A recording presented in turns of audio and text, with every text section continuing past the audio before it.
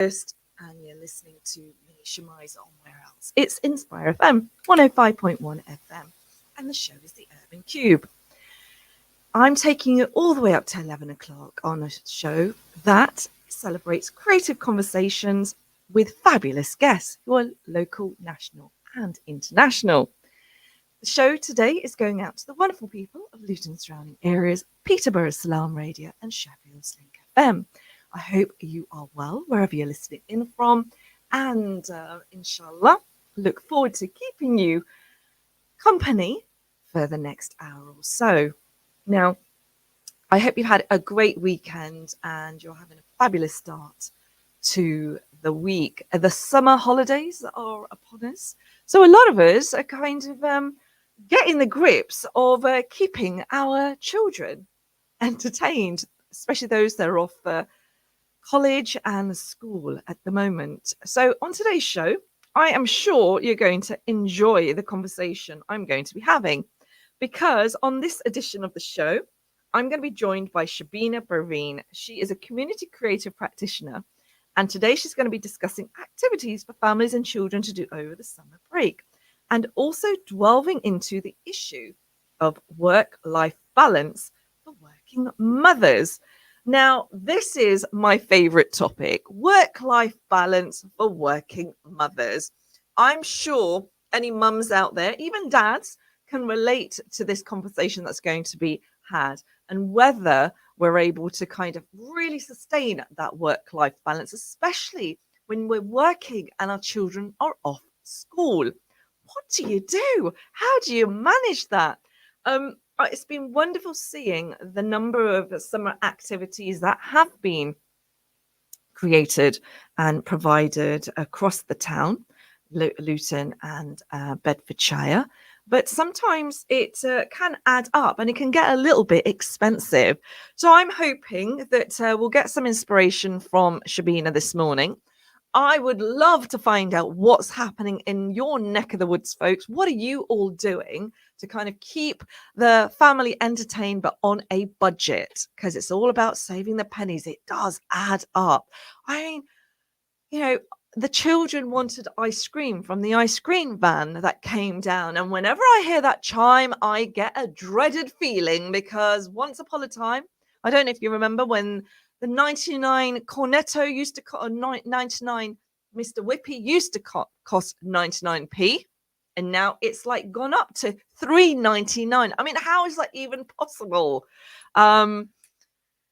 Goodness. Yeah. So be lovely to find out what ideas you might have, guys, to have a budget-friendly summer activities with the family. You can do so. Send in your snippets of wisdom on 07779481822. So on today's show, we are delving into the issue of work-life balance for working mums or working parents, and just finding out from you guys what you can do to kind of sustain the purse strings and make the activities that you're doing as productive, practical, and fun. It's kind of, do you have that FOMO, or fear of missing out, or feelings of maybe anxiety or not doing enough for your children or family when you see all these images on social media of all these like fabulous holidays? I mean, sometimes I get that and I'm just thinking, you know what, I need to hone in to myself and explore the concept that time is better than having time with your children is a lot more fruitful than just splashing cash and going to all these exuberant locations that may not turn out that well. I mean, am I just like, is this a fluffy view I have? I don't know. You need to tell me. You need to share your thoughts on today's show on 07779481822. Right. Without further ado, I say ado as further ado. That's right. Yeah, Shabeena, have I said that correctly? Yes, you have. Okay. Shabeena is my wonderful guest. She's been on my guest on a number of occasions. She was just telling me just a moment ago. She used to listen to me when she was younger. How many years have I been on the show, Shabeena? First of all, assalamu alaikum to you, Shemiza, and your listeners. When my kids were younger, I like how you pull that one back. Not when you. when my kids were younger, so they're obviously now teenagers. But yeah, you were a part of my journey during my stay-at-home mum days. Oh, I love that. Thank you so much. And it's an absolute pleasure to have you here. And I'm so delighted I was part of your stay at home mum journey. Now, you are an extraordinary lady. And I'm so delighted to have you on the show because, you know, you say that statement with pride, stay at home mum. It's not an easy job, is it? Of course, it's not. Of course, it's not, and it's never ending. I mean, the me myself, I obviously chose to take time out and give it my 100%. But then, you know, times have changed. You've got mums that are also working flexibly.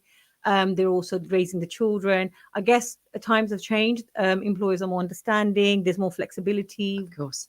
I guess it was just, shall we say, the traditional route of either working or staying at home years back. Sort of giving away my age now. And what's amazing about your journey is you are now on a new journey, and that is a new trajectory into the arts world from law Yes. to art. Yes. How fascinating. Tell us more. So I think I've mentioned this before in your program. Yes. Arts was something that I kind of was, should we say, encouraged by my art teacher in year 10 to pursue. So even though I took on the academic subjects, I took it on as an extra, giving up my lunch times. But I guess it got a bit too much in year 11. So I just couldn't pursue it any longer because other, shall we say, extra classes for English and science took over. But it kind of, shall we say, got buried and layered. Years later, obviously, I'm also a qualified teacher. So years later, when I saw an opportunity come up in the arts and heritage field, and I thought, okay, how about applying for this? I would say my youngest child is the source of inspiration for that because he's very creative.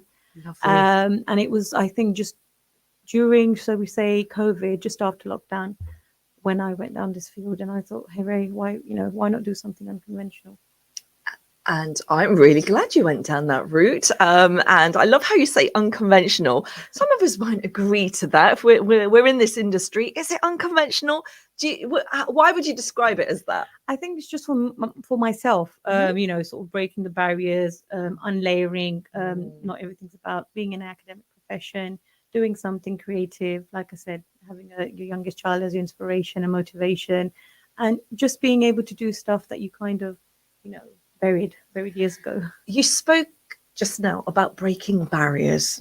So describe to our listeners or share to our listeners this morning about your background, your cultural background, and why you feel that you're breaking barriers. I had mentioned this during my time on the cohort, on the Impact Accelerator program with the uni, that growing up, I think just with the Asian culture, art is just considered a set stereotype of just painting or drawing. There is much more to that. And again, it just comes back to, shall we say, how cultures see it. So me growing up, or many of my, shall we say, friends or family growing up thought, okay, art's just about paint, drawing, but there's much more to that. And I'm actually glad I've come into the field realizing there's heritage to that. There's old memories to that. Art's not just about a paintbrush and drawing. I love that. You speak with such enthusiasm and passion. I saw a twinkle in your eye when you said it's about heritage, it's about memories. And the area of heritage, why is that significant to you? And what are you doing through art? So growing up, you know, I'm a British born Pakistani, Kashmiri. Growing up, I was just told, you know, you're in school or you're either in your Arabic class after school. There was nothing about, shall we say, what my culture was. Any questions I had, I used to ask my late father. So, you know, it was, and a lot of my friends growing up did used to say to me, you have much more knowledge than what we're aware of. So growing up, we just heard of the term Pakistani, or we speak Punjabi, but in actual fact, I would correct them and say, no, we speak Pahari. And this was when we were in year 3, year 4. So as young as that, As I grew up, I realized there's not much knowledge as in educationally for, shall we say, Kashmir or the culture, the society I'm growing up in. So when I did venture into the arts and heritage field, I thought, what better than, shall we say, digging out the, so like I say, the forgotten side of society, the women especially, who are the backbone of what the second born generation like myself are. We're here because of the support and the sacrifices of the first generation of female migrants who came here to the UK, and they need the credit for that, and they need, shall we say, a lot more. Um,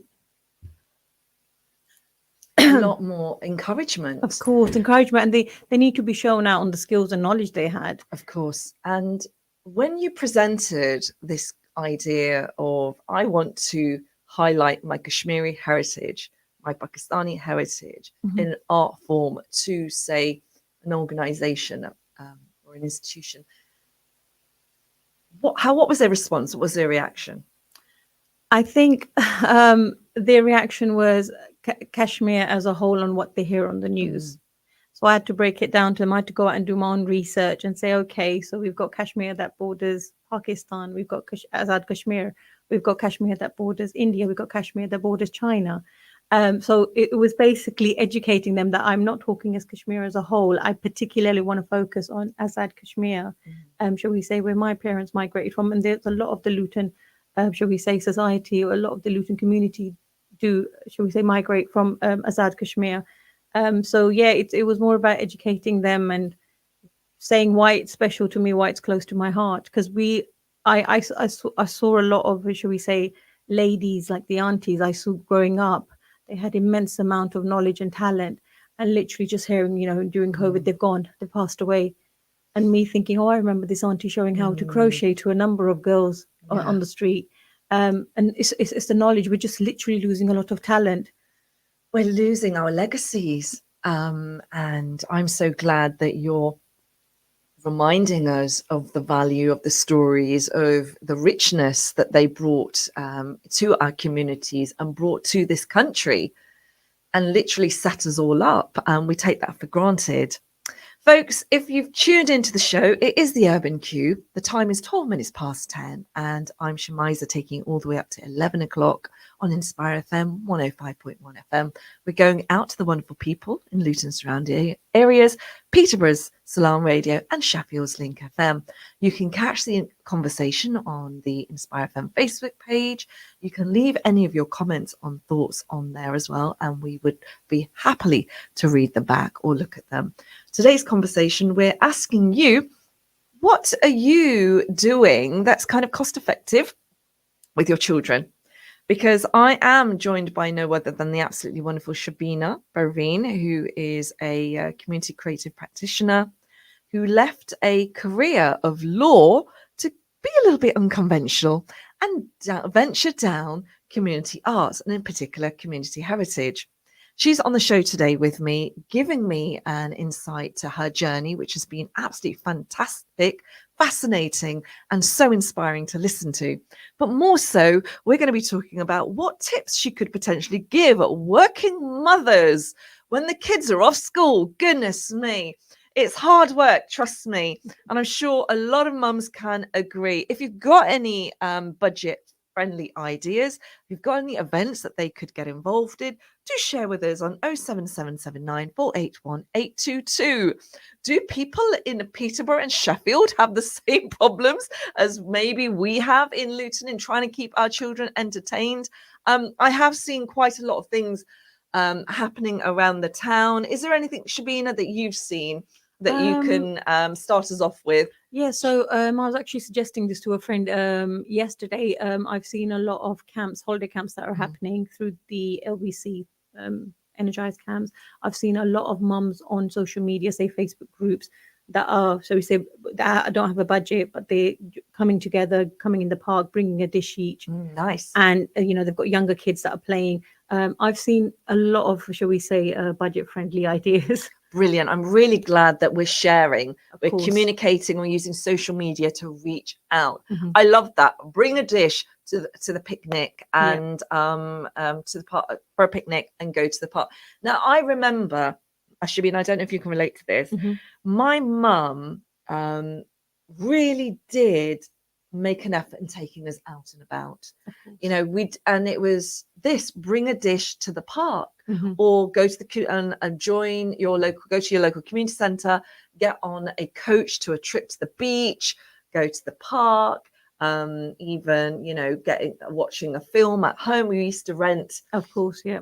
the video player. Do you remember Definitely those? VHS tapes. Yes. VHS tape for £1 Yes. to watch a movie for a week.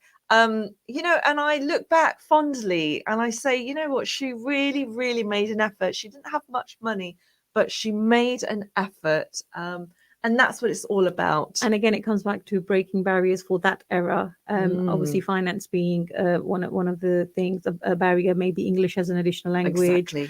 and then obviously coming out of your shell, which was, shall we say, I do get a lot of these ladies telling me that for us to be able to take you out, or we used to have. I remember my primary school used to organize trips to the seaside, and mums tend to used to feel safer with the teachers because English was a barrier. So they knew if the Oh, teachers are there, and obviously paying us, going on a coach trip, say in the holidays, that again was something that they did as a community, of course. that the school would organise, because predominantly we had a set ethnic group of teachers teaching us when I was growing up, and the mothers obviously felt very comfortable. So we would go as a family. A Mm. lot of families in the community would go. The school would hire a bus with a few teachers to a seaside, and yeah, it was just shall we say a lot of cohesion in the community. Lots of cohesion in the community and wonderful memories. Do you have Yes. any of those memories, guys? Do share them on the show today. We'd love to hear from you. Do you remember your family taking a dish to the park for a picnic? Back in the day, it was, you know, we'd have blow. Yes, I remember blow, the yeah. blow was Blows, yeah, brought yeah. back in the day. We weren't as bougie now with the biryani, but back in the day it was definitely It was blow. blow, it was right there, obviously, with getting all your, should we say, greens in Yeah, mixed yeah, into the kebabs. yogurt. Yep. And yeah, it was just, I think it's more than sharing one dish. I think growing up, There's quite a few, quite a you, few. you'd still see that in the ladies. If you ask them, okay, auntie, can you bring a dish to one of these sessions? They're still going to end up bringing a couple. I love that. I love that. And we're going to find out what those sessions are, folks. You are listening to Shabeena Parveen. She is a creative community practitioner working around heritage in our local community of Luton. She's also talking to me today about managing work-life balance, especially when the children are off school. And how to do that. But we're always ears on the show. We'd love to find out what your thoughts are and any inspirational tips that you can give to us. We've talked about looking on social media, seeing what Facebook pages there are Even out there. WhatsApp groups. I mean, Our I've WhatsApp. I've been on WhatsApp groups where you've got a group of mums from, shall we say, the surrounding areas, Luton and Dunstable. Mhm. I read a message yesterday. We had some Dunstable mums saying we've just moved down, and are there any other mums around that like to link up at one of the parks in the centre that would meet Yeah. Luton and Dunstable? So it's lovely to sort of read that. And what's lovely is Luton has some gorgeous parks. Yes, I You agree. know, I took a trip around Wardown, and whenever I do, I always enjoy my walk around there because there's so much to see. It's Mhm. beautiful, it's green, there's a lovely lake, there's so many areas that you can, have a picnic in. You've got a Mhm. lovely park. But as always, we do have a duty to the green spaces that we go into. Please pick up your rubbish, folks, and take it, put it away. You brought it, you take it away. So do make sure that you don't litter. There is a session happening tomorrow, Shabina. You might be interested in hearing, called the Yes. Summer Serenity Session. Uh-huh. At Wardown Museum. It's a free session. You do need to go onto Luton Cultural Trust to book, and this is encouraging uh, members of the community to come and sit and talk, colour in, have a conversation about life in a safe space Mhm. from 11:30 till 1 o'clock, and they are free. And there's, I think, about 20 places left on the Summer Serenity sessions. What do you think there needs to be more like that for women to come together and just like have a safe space to just talk about anything and everything? I think definitely. I think we as women, I mean, they say it's holidays, and a lot of mums. So when we were breaking up the last 2 weeks, a lot of mums were saying, "Oh, I don't know how I'm going to keep my child busy." So I said, "Am I the only mother that's thinking?" I know what I'll be doing with the kids. I know what to do. I know how to keep them busy. Am I the only mum that's looking forward to the holidays with the kids? Well, tell us, what is your secrets? What's your tips? What are you doing? I think generally just planning and trying to keep them busy. I mean, it's different with the kids that are a bit more older when you've got Mm, young children, tween children, trying to keep them busy. But I think if they're younger, you know what sort of activities to plan around, taking them to the park, doing different activities. When my kids were younger, they'd all go to these, shall we say, these holiday clubs. yeah. Now, obviously, they're older, they're teenagers, so it's about keeping them busy, going out, spending time with friends, maybe barbecuing in the Hmm. garden. There's so much to do. But in that, I feel it comes back to what you said about Serenity, the Women Safe group coming together. I think that's where we kind of forget. We're so indulged in keeping the kids busy, we forget Yeah. about ourselves. So when you mentioned this, I think it's a fabulous idea. Giving yourself a break in the holidays without the children, with like-minded women, Yeah. and doing something creative. Well, thank you very much. 'Cause I think it sounds great too. And what's great is if it's at Wardown Museum, you can have another adult look after the kids whilst you pop in there Of for course. a 1.5 hour, Hmm. meet other people, get involved with whatever activities that they're doing, and just pop out. Of And the course. children will be none the wiser. Yes, I And you agree. get to walk around Wardown Museum as well. So Wow. after and in the park too. So that's the Summer Serenity Sessions, Luton Cultural Trust. Do go on to the website to book. You do have to book. They are free. No experience is required. Just come with an open mind and be willing to have some creative conversations. Mhm. And it should be fun. There's, I think, two more sessions after this. They're every Tuesday, 11:30 to 1 o'clock. And if they're successful, they'll run more. So it's kind of like a pilot project to Mhm. see whether there is take up, whether women or the community need spaces like this, which have an element of art and creativity in them, but it's not forced down. You're Of not forced course. to get involved. It's just being present. That's what's most important. Yeah, so that is happening today. Um, Also, wanted to ask you, um, what other activities are you getting up to? What other activities am I getting up to? I've recently had a project selected from the pilot project I initially did last year. Again, Uh, working with women of Kashmiri heritage. yeah, That was, shall we say, an exchange project, and I'm looking to develop that. And I had my project selected by Heritage Horizons. wonderful. So that's something I'm looking to sort of start working on, say, once the kids are back in school. And tell us more about this project. Like I said, it's a develop commission, so it's literally building up from my original pilot of last year, focusing on Kashmiri women who Mhm. migrated here, the first generational Kashmiri women, the skills and talent that they had, and them sort of showcasing their self-learned skills and exchanging, and shall we say, again, bringing in creativity, making them realize the value that those skills hold. Wonderful. And so much hidden talent Correct. Yes, amongst our there community. is. So when people say to you, or when you've heard, say, institutions say to you, well, we want to get communities in Luton engaged with art. We want them to be more culturally aware around art. What does that make you feel? How does that come across to you?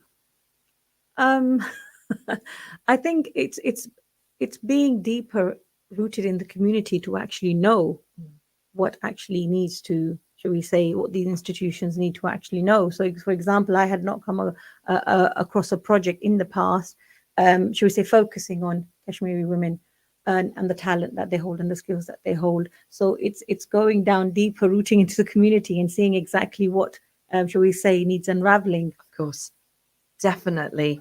And I feel that art is everywhere, really, in our communities, Mhm. from the clothes that we wear, from, you know, the mehndi patterns, from the way the food is cooked and presented, just the way we style our, you know, our suits as well. So much. There is a real creativity. I mean, I think we've been brought up on it. We are heading to a break, folks. After the break, I'm still joined by Shabeena Parveen to talk more about having work-life balance in the summer holidays and how to maintain our sanity for a lot of us. If you'd like to join in with the conversation after the show, feel free to do so. We are going to be back talking more all the way up to 11 o'clock. Also catching up with other activities that are happening as well across Luton, and catching up with some current news as well that may. So don't go away. Join me straight after this. Assalamu alaikum.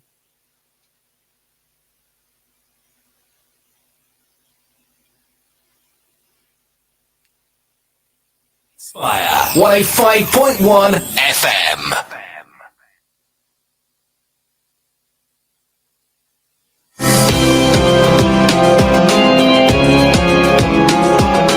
We're taught that when you leave the house, you say, Bismillahi, tawakkaltu ala Allah. In the name of Allah, I lay my trust in Allah.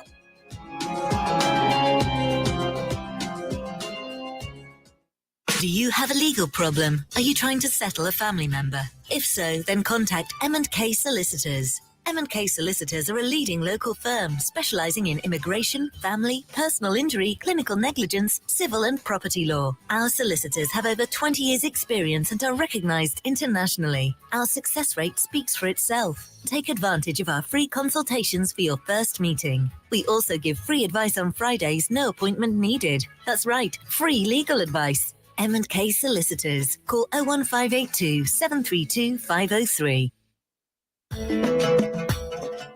Holiday tips from Inspire FM.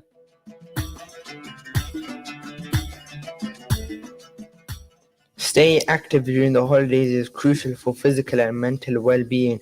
Incorporating a daily workout can maintain a healthy weight, boost the immune system, reduce stress, and improve mood.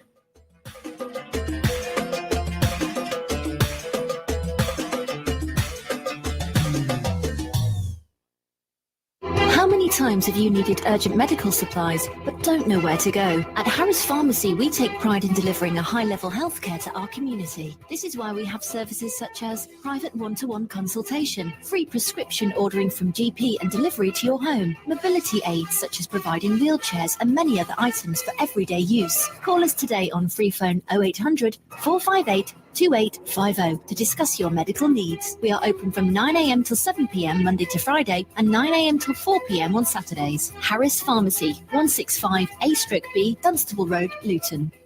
Attention drivers! Need new tyres? Ranger Tyres has got you covered with our tyre fitting service. Plus, our mobile tyre fitting brings the shop to you. But that's not all. We offer MOTs, wheel alignments, vehicle servicing and repairs, TPMS diagnostics, and replacement batteries, exhausts, brakes, air conditioning regassing, and number plates. Call 0800 999 2123 or visit rangertyres.co.uk for bookings. Ranger Tyres, the one-stop shop for all your vehicle needs. Greystone solicitors जो कानूनी मामला को सुलझाने, आपका हक दिलवाने, आपको हर तरह का तहफ्फुज़ फराहम करने और बेहतरीन नताइज हासिल करने में मुखलसाना हर मुमकिन कोशिश करते हैं। मसला कोई भी हो, immigration, employment, family law, personal injury, medical negligence, civil litigation and housing, immigration मसाइल को सुलझाने के लिए ग्रेस्टोन सॉलिसिटर्स पेश कर रहे हैं free immigration drop in clinics हर जुमे। Telephone 01582 343 453, address 275 Dunstable Road, Luton, LU4 8BS। कानूनी मसाइल में इंसाफ के लिए आपके हम सफर। Losing a loved one, especially a mother or a father, could mean losing access to safety, education and shelter. We here at Crisis Aid believe that children in the world deserve a better chance at life. Your small donation can influence a big change. Donate today. www.crisisaid.org.uk/orphan fund or call our donations line 0333 305 5000.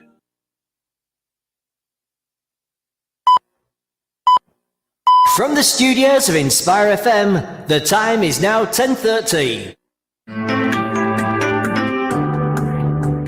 Catch a creative vibe on the Urban Cube with Sister Shemiza. Good morning and assalamu alaikum. It is 10:30, 5th of August. Let me say that again. 5th of August. And you're listening to the Urban Cube Show, brought to you on Inspire FM 105.1 FM. We're going out to the wonderful listeners in Luton and surrounding areas, Peterborough, Salam Radio and Sheffield's Link FM. And on today's show, I am joined by a wonderful guest by the name of Shabeena Parveen. She is local to Luton. And she is a community creative practitioner. And on today's show, we are exploring work-life balance, especially if you're a working parent and we are in the summer holidays, and how to keep the children entertained whilst we're working. Not an easy thing to do. I'm sure a lot of you can relate to this. I sure can. And we're finding out what Shabeena is getting up to, how she's maintaining and managing this, and also asking you guys if you've got any tips as well. Shabeena, thank you so very much for joining me on the show this morning. It's been a pleasure speaking to you and listening to you on the first part of the show. Likewise. And in the break, you were just kind of talking to me about we were talking about it's really hard to kind of, if you've got children from different age groups, you've got kids who are still primary educated, primary school, and then you've got the secondary school kids, and they just don't want to do what the younger children want to do. And how do you balance that? I guess that is a challenge for any mom having kids of, shall we say, different age groups. I guess with the teenagers, like you said, they don't want to do anything. They go through that phase in life, especially during those years. Where they just want to either sit on the computer, play games, and that's how they're connecting to their friends, or then they just want to go out, maybe watch a movie, go out for a meal. Yes. And again, as we were discussing during the break, it's down to budget. Mum, I've done so-and-so work around the house. Can I have this much pocket money? Is that how you give them pocket money? They have to work around the house? I guess a lot of the, shall we say, my friends, we kind of, so we've got kids around about the same age group, and it's just something had a friend suggest to me one day. She said, it's a good way of getting the kids to work, realize their responsibilities and breaking those barriers that chores are not just for girls or boys, it's for both. Of course. And obviously then rewarding them with pocket money. So they've got to earn what they want to go and spend. Okay, excellent. How have you maintained that? From my perspective, yes, so far, touch wood, so far so good. And again, it's as they get older. So I think once they get older, they I've got friends who've got older children that are working. So they're kind of getting some pocket money and then a top up from parents. So it's just, shall we say, looking around and sort of learning what works best for your children. Whereas like we were discussing during break, I think for the primary children, looking after them, finding, shall we say, activities during the summer to keep them busy. It's slightly easier, but then budget, like we were discussing. And because they will listen. Yes. They will go to the camps and they will listen. When they become like secondary school education, there's a little bit of nakhra. Opinions. Like they're a little bit stubborn and they're just like, no, I don't want to do that. It's really boring. But we, as parents, we don't want them on hanging out on the streets. We don't know who they're chilling with, what they're doing. And so sending them to a camp seems to be a safer and more sensible option. If they're not doing that, they're stuck on their gadgets, aren't they? Yeah, that I agree. It's a way of, shall we say, connecting to friends as parents, obviously, and with what happens around society at the moment as a parent, we'd rather they, like you said, be somewhere safe, stay in a camp. And if they, shall we say, got opinions and showing off saying, I don't want to do this, then obviously it's, I would say, slightly more safer for them to stay connected with friends through home, inviting them in, playing games with them, shall we say, on the computer, just doing something where they're in a safer space, not just out chilling or God knows who they're with. Of course. And when we're talking about safer spaces, we can't ignore the events, the very dire and shocking events at the weekend where we've seen a lot of violence across the country by groups of individuals who clearly racist attentions, Islamophobic aggression, unfortunately, and this has kind of made a lot of parents worried to maybe go out now in Paris. I don't know if you've felt that or seen that or heard that yourself. Yes, we were. So I was planning a trip just 2 towns away, and what I've seen over the weekend really put me off in traveling with my kids on my own. Because most of the time, my husband's at work, and likewise with a lot of, shall we say, men of the community, they either working during the day or they're working during the night. So mums tend to take on the responsibility during the holidays of keeping the kids busy. So definitely, I went into 2 minds about traveling out of Luton. I didn't feel, shall we say, safe from what I saw. What about in Luton? In Luton, I feel more safe in Luton. Okay. As I was discussing earlier, I think I was feeling much more safe in Luton. You know who you're around. It's like I say to my boys, I could blindly go out onto the street and know my neighbours, who's who. That's how safe we feel. I've grown up around this community. And likewise with my children and their friends and their families. I feel more safer, shall we say, around Luton, which I call home, than, shall I say, maybe travelling out of Luton at this very moment. So what advice would you give to any mums, anybody listening in who's feeling quite anxious? Because I have seen a lot of social media posts where I've seen a lot of mothers saying that they actually are very nervous. They want to leave the country. They don't feel they belong here anymore. This is not home to them.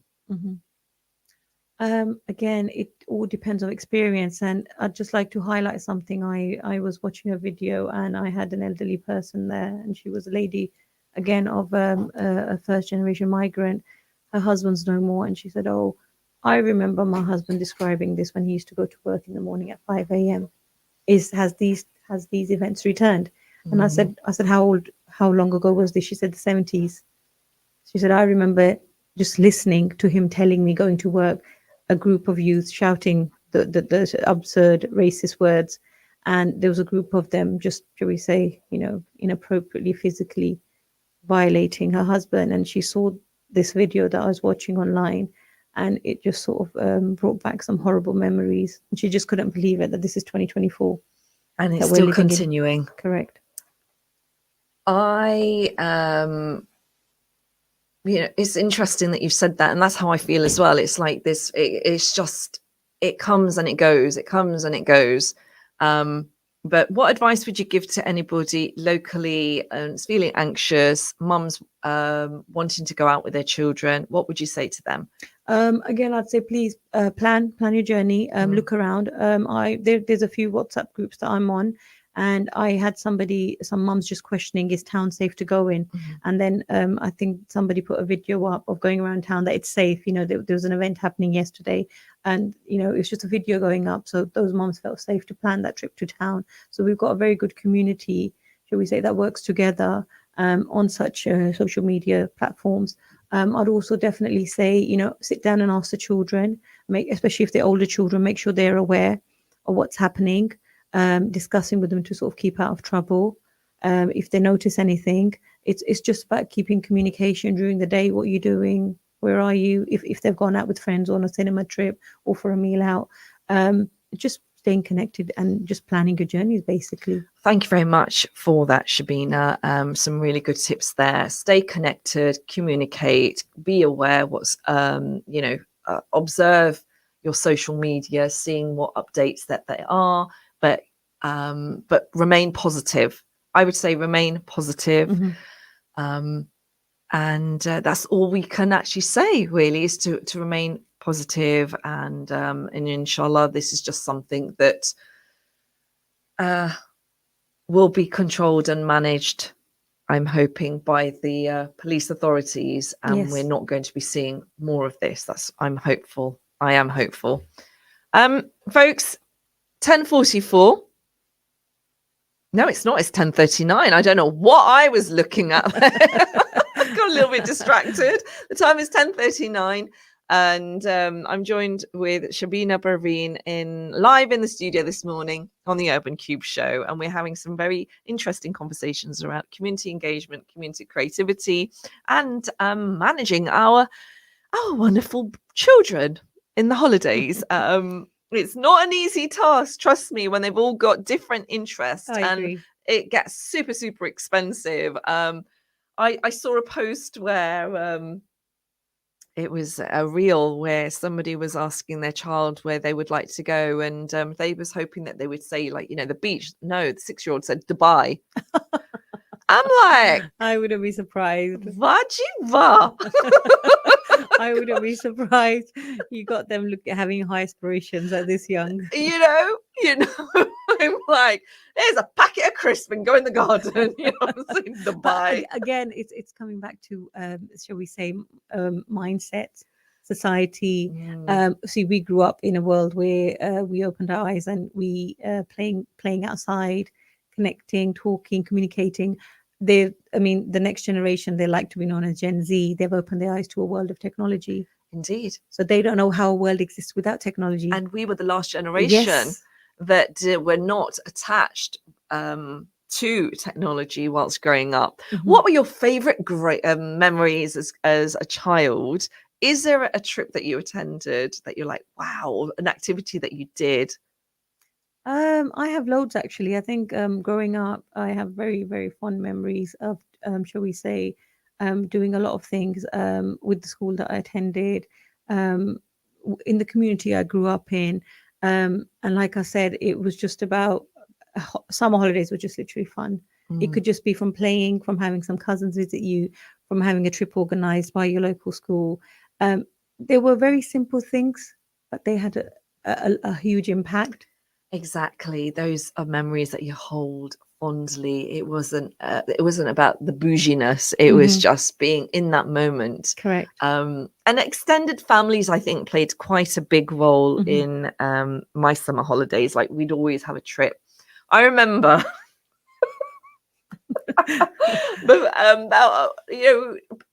the number of people that are squashed in the back of the car to get to the north, and it didn't matter. And we would have our snacks, and when we squashed, there'll be people on the bottom of the car. It didn't matter. We were, as long as we got there safely, that's what mattered. They were the days when you didn't have to worry about a seatbelt. Always wear your seatbelt, folks. Always safety first. Okay, click, get your seatbelt, and then drive on. Oh gosh, I'm getting quite nostalgic now, Shabeena. It's wonderful. Would love to know what your memories are, guys, as well. This show's about sharing is caring, and anything that you're planning with the children now. Now, we did speak about social media is a great tool to find out what's going on. Do go onto the local council websites to see what play schemes are available. I'm sure there's lots of discounts as well for activities, maybe local, not locally, but around you. I know that lots of families or lots of supermarkets and cafes are offering free kids meals. Do have a look, Google that, find out what's happening there, because I think one thing we can't ignore is the fact that the living cost crisis is impacting, and the rising bills are impacting families, and this makes a lot of families quite nervous when they're off school. How do they feed their children? Please do tap into your local food bank. Look at community centres that are providing free food parcels as well. Get in contact with Luton Food Bank as well. And there is so much available. It's just having access to it. Anything that you can think of that I may not have mentioned? I think we've kind of covered it. Like I said, looking on the Luton Borough Council website on the camps that are being offered. Again, they've got. I was just sharing with a friend yesterday. Her son's 12, and I was recommending to her. There's still spaces on quite a few camps. They're running throughout August. Okay, good. At different dates for about 3 weeks. Like I said, if you feel budget is an issue, then you can always get together with like-minded mums. Bring the younger kids along to the park. Bring a dish. Just trying to keep yourself busy and not just stay at home. I can't stress the importance of not just trying to get the children out and not just staying at home, just getting the children to watch TV, getting them on technology, on gadgets. They need time away, even if it means sitting out in the garden, shall we say, in the sun, getting some vitamin D, and having, you know, food that you prepared in the kitchen outside with the kids. Nice. I Very like that. important. Really, really simple. Depends what your garden looks like. Mine looks like a tropical rainforest. So if anybody wants to come for free to sort my garden out, you know, I think I should get like a bunch of children. Hey, come to the jungle in Auntie Shemiza's backyard. You know, £2 entry, and then you can clean it as well. But so much going on around Luton. It's just finding out. And even with Sheffield and Peterborough, please find out what's happening in your community centres as well.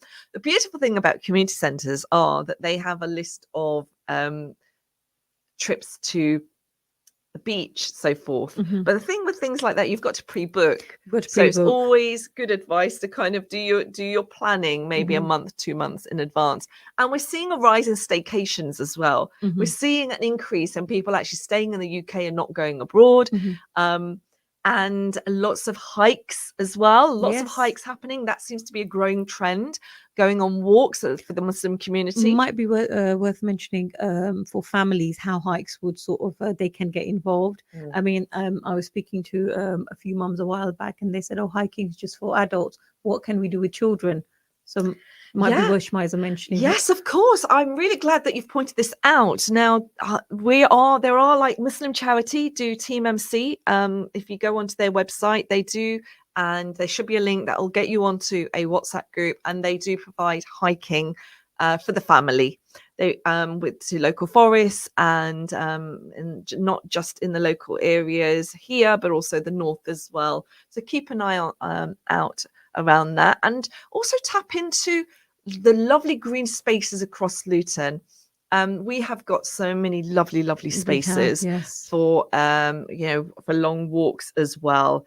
And you mentioned that there was an activity that happened in local town centre.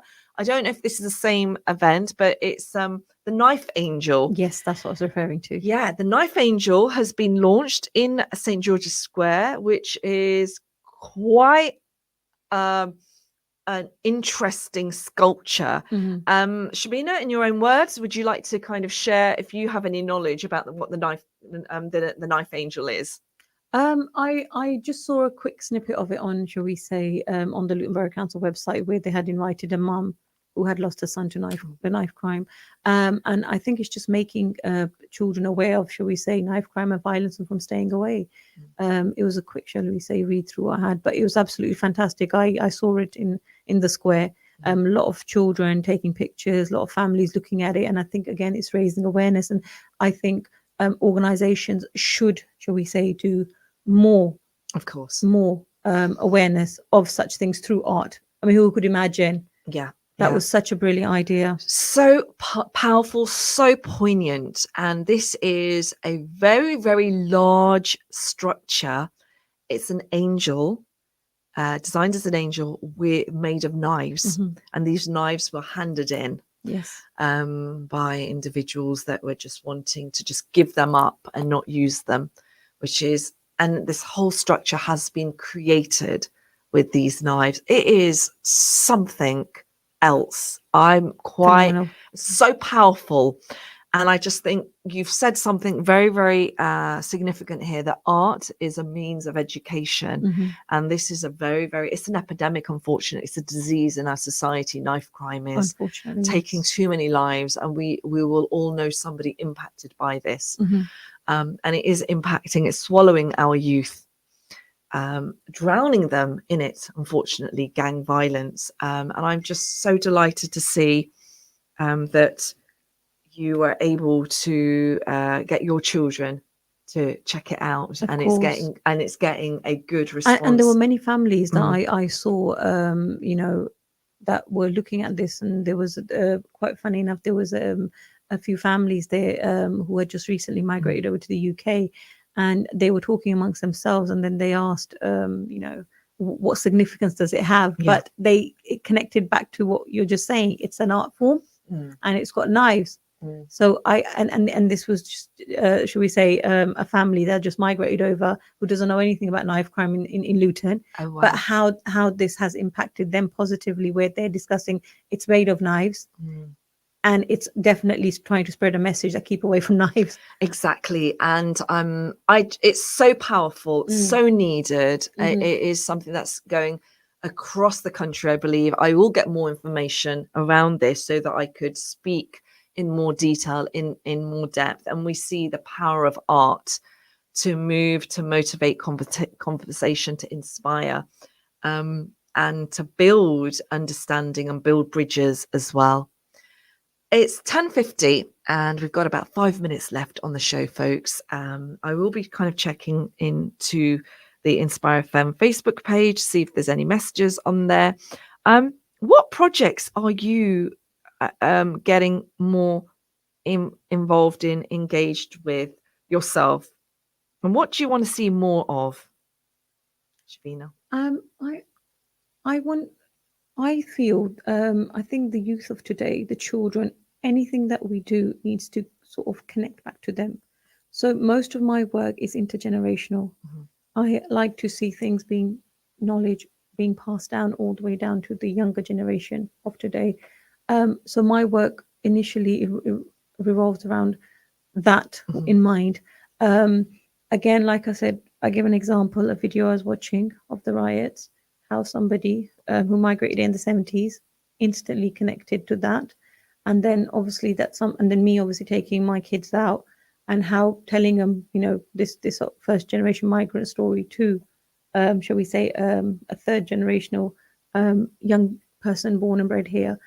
So it's passing on that knowledge, getting the message through. So I heavily believe in arts and heritage being connected, and trying to target the groups, shall we say, like I said, the forgotten groups that don't really, we know that they're there, but they need to, shall we say, we need to sort of dig them out and, value what they have. Of course. And especially because it's connected to my heritage. Because they are the invisible link, aren't they? They were so significant. Now they've become invisible, and we just want to put the spotlight on them. So Shabeena, the project that you're doing, when will it go live, and how can people get involved and engaged in that? Hopefully, the planning is going to be hopefully starting, like I said, once hopefully September time, once the children are all back in school. It's involving, shall we say, the ladies of the first generation of Kashmiri heritage. I have got an email if anybody knows or has an elderly person they'd like to get involved in the project to partake. I'm more than happy to share the details. Fantastic. If like I said, if they've got a member of an elderly generation, a female, or even if you know of somebody that's at home, she can stay busy, please get connected. I'd be happy to sort of bring them on the cohort as a member and do the project with them. So the planning sort of starts in September, with it rolling out in October, doing a few sessions with the ladies. And what will the outcome be? Again, sharing the skills, sharing the stories, and some art sessions. It'll be a mixture. So it's actually giving and taking. So it's not just about them coming and sharing their stories. It's also about them doing a bit of art, again, with the skills that they have, showcasing their skills, their knowledge, their stories, and keeping them busy, for example, because a lot of the time these ladies think, okay, we've done our bit and we're just at home. They're not just at home. They've got a huge value. They need to be brought out. They need to be appreciated. They need to know what it means to go out and be around like-minded people. Of course, because it stimulates the brain. Otherwise they're vegetating and feeling insignificant, and it's just allowing them to have some respite and actually be allowed to enjoy themselves. Yes. And that's the thing. I think a lot of women feel guilty that having time out for themselves, well, you're more than entitled to do that. So what a wonderful project. Shabeena, throw over your contact details, because we've got about a minute left and we want people to kind of connect with you. I think it's a beautiful project. I'm so delighted that you're commissioning this and making this happen. Yes, I've got an email. It's called thisproject24@gmail.com. Okay. So this project 24 at gmail.com. at gmail.com. And are you somebody active on social media? Well, not at the moment. I'm professionally active, so I've only just started. But yeah, personally, I'm not as active on social media. Okay, so throw one more time your email for anybody who wants to get involved with this project. So it's this project 24, as in the numbers 24 at gmail.com.